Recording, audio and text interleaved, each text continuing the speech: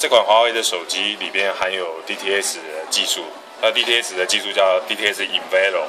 你可以看到华为的手机之后就有 DTS 的 logo。DTS 本来就是在电影，然后在高清、在蓝光是一个非常重要的一个技术。然后我们现在在这个手机上面，我们尽量想办法在手机用一般的耳机也能够呈现出 DTS 的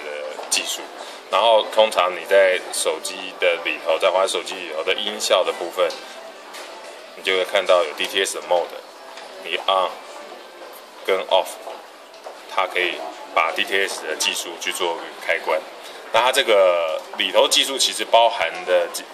3个重要的技术去做一个整合。第一个就是我们的那个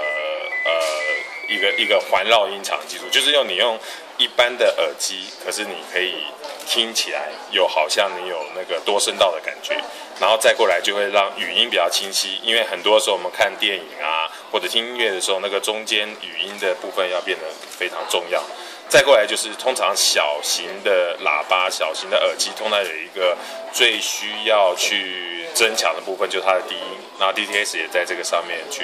做了把它强化在这款手机上面。以上就是 DTS 一些技术的介绍。